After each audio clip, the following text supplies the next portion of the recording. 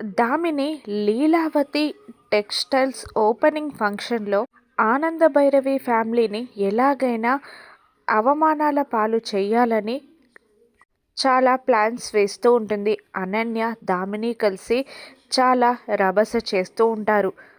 కానీ ఆనంద అవేవి పట్టించుకోరు. ఫంక్షన్లో ముందు సీట్లలో కూర్చొని ఉంటారు ఆనంద, శరణ్య, దర్శన్. కానీ అనన్య దామినికి మెల్లిగా సైగ చేయడంతో దామిని ఆనంద భైరవి ముందుకు వచ్చి నవ్వుతున్నట్టే యాక్టింగ్ చేస్తూ, ఇదిగోండి మీరు వెళ్ళి వెనకాల కూర్చోండి అని అనడంతో ఆ ముగ్గురు ఫస్ట్ షాక్ అవుతారు. కానీ దర్శన్ కోపంగా పైకి లేచి, ఏంటి మేం వెనకాలకి వెళ్ళాలా అని గట్టిగా అరుస్తాడు. అవును వెనకాల కూర్చోండి అని దామిని అంటూ ఉంటుంది.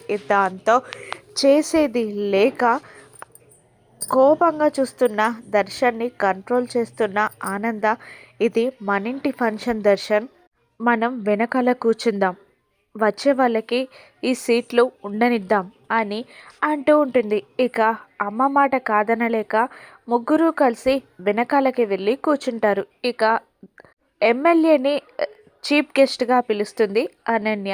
దామిని జ్యోతి ప్రజ్వలన చేయడానికి ఎమ్మెల్యే స్టేజ్ ఎక్కుతాడు. ఇక అప్పుడే ఒక బెలూన్ పగులుతుంది. జ్యోతి ప్రజ్వలన చేస్తున్న ఎమ్మెల్యే వెనకాల కూర్చున్న ఆనంద భైరవిని చూసి షాక్ అవుతూ జ్యోతి ప్రజ్వలన ఆపేసి కిందికి దిగి వచ్చి ఆనంద భైరవి ముందు నిలబడి రెండు చేతులు జోడించి దండం పెడుతూ, నమస్కారం ఆనంద భైరవి గారు అని గౌరవంగా అంటూ ఉంటాడు. నమస్కారం అండి అని అంటూ ఉంటుంది అంతే గౌరవంగా ఆనంద భైరవి. వెనకాలకి తిరిగి దామినిని చూస్తూ, ఏంటి ఫ్యామిలీ అందరినీ స్టేజ్ పైకి పిలిచనని చెప్పావు, వీళ్ళని పిలవలేదు అని దామినికి వార్నింగ్ ఇస్తూ ఉంటాడు ఎమ్మెల్యే.